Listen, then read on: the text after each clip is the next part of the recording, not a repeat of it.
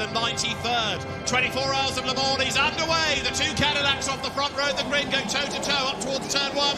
On the inside line, Albama. On the outside line is Will Stevens. Stevens tries to brave it out on the outside line. He's just got his nose in front as round the outside as well comes Julian Andlauer in the Porsche. Cadillac side by side for the lead. It's going to be Will Stevens ahead of Albama. Third is Andlauer. There was a good start being made by Kevin Magnussen, but cars all over the Whoa, and off into the gravel and back on again very quickly comes the number 6. Through on the inside of the Aston Martin comes the second of the Ferraris, and that is 50 versus 007. Harry Tincknell in the green Aston and through on the inside. He certainly went for it at that point, and then obviously Tinks is now coming back. Does look like the Aston's got some stint. Not an auspicious start, and it seemed to trigger a mirror reaction from his teammate, the number 19 car spinning at Tertre Rouge. Fortunately, it survived without much injury.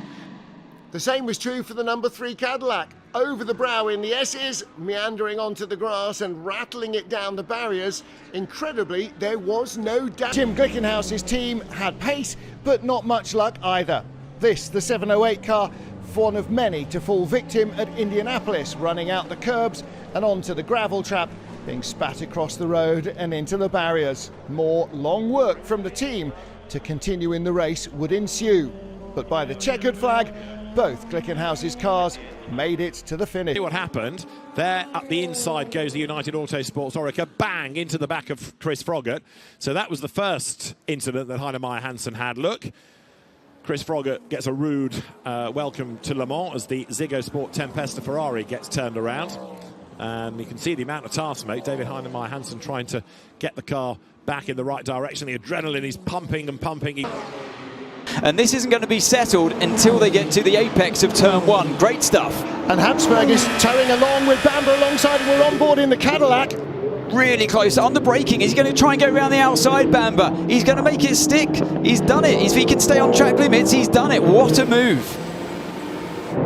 I reckon this was the fight that we just cut away from, the fight with himself. Back at Lillouadou in the unofficial Coupe des Dames that we've got going on here, heading toward the Ford chicanes. Yeah, Ricky Perra leads this race, by the way, by 1 minute and 14 seconds from Jose Maria Lopez, the multi-first Form 92 Porsche, in dominant form this evening.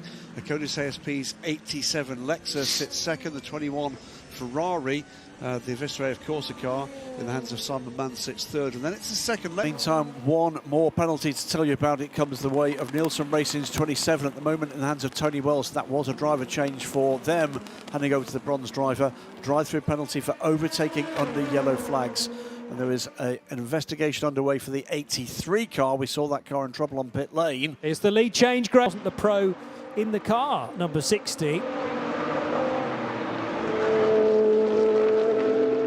Oh, way up in the air there for Celia Martin. Caught way too much curb and the car doing a slight wheelie.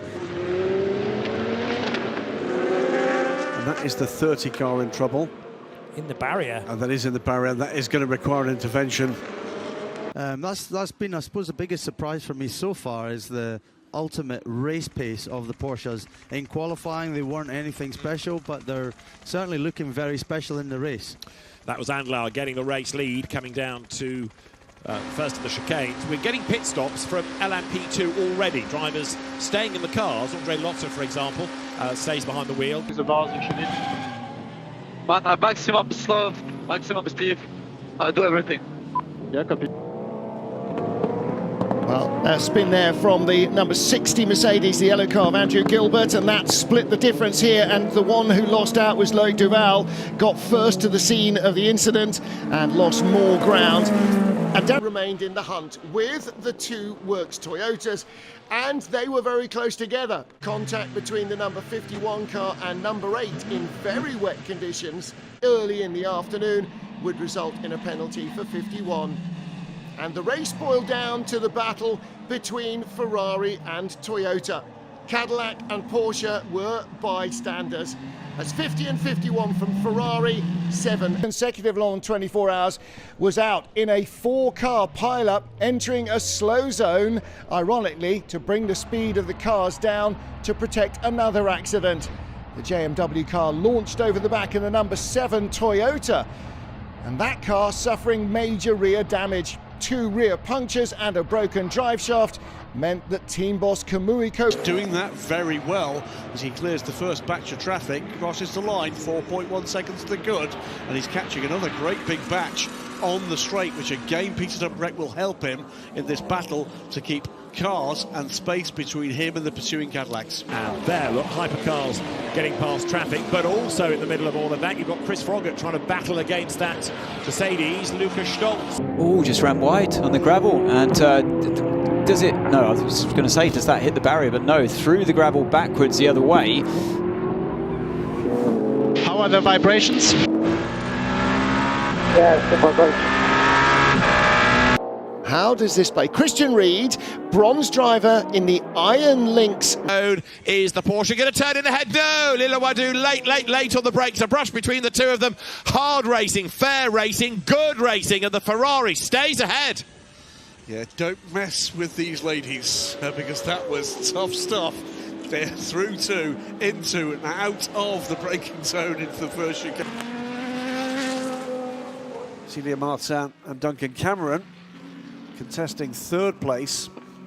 Going for the move, maybe at Tozer. She's alongside. Good drive off the corner required next, and definitely gets that as well. My concern was that the tyre wear would have exceeded what they would have liked in the early stages because of that big slide ahead of the Porsche. And Conrad Lawson from the back of the field is about to get his elbows out as well. Remember, Lawson, the quickest driver in car 51, and he therefore had to go into that car from the start, and it's not a surprise to see him hustling those places for 4th and 5th. No, he's making his way up the order as of two of course we said is Alex Quinn. We're working lap number 14 here, and great battles going on. Look, between Porsche and Toyota. Oh, so close as Mike Conway tries to clear Felipe Nasr. Nasr on the inside, Conway on the outside, and they've got traffic up the road. Just able to dive past the Corvette, but that was brave racing, Peter Dubrek. Yeah, you can see them get very close. Of course, you get the side draft, so... race, because he was way behind before they got into turn 1. 54 Thomas Floor got biffed out onto the gravel by the 81 Corvette and dropped way down the order. And here is the McLaren going around. Does he get 2 Astons in one go? Doesn't quite. This was all on lap 1.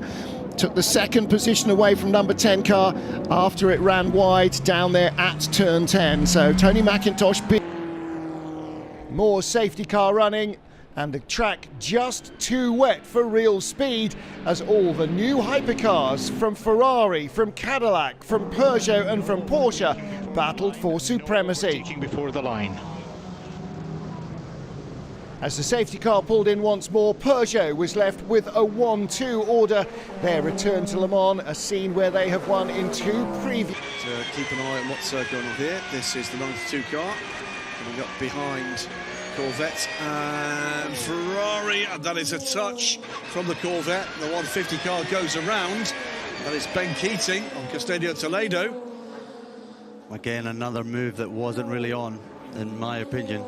Yeah, that's maybe just a little bit of impatience from Ben. Worth saying, by the way, the incident that led to that unsafe rejoin, there was a clarification shown on screen. Both drivers under investigation. From the car we're on board with, but was just ran out of room. You can see it there. Actually, I think there was a little bit of contact. Well, it's contact all round, wasn't there? So, yeah, that's how Will Stevens on the left-hand side lost so many positions. He was hit from behind. It's this car here. It's this car here. This is the one that hits him. Look. Right. Contact between the Peugeot and the Porsche. Oh, it's there. It's there. Are there any cars around him? No. No. That was just all alone. Yeah, we had the issue with the motor. Have a look. The front is completely locked. Did not lock. Have a look. Porsche all on her own, I'm afraid, into the Villeneuve chicane. Still in the hands of Celia Martin, but from the race lead in LMGT3. Another, but it shows you how wet it is, maybe on cooler tyres again for the TDS car.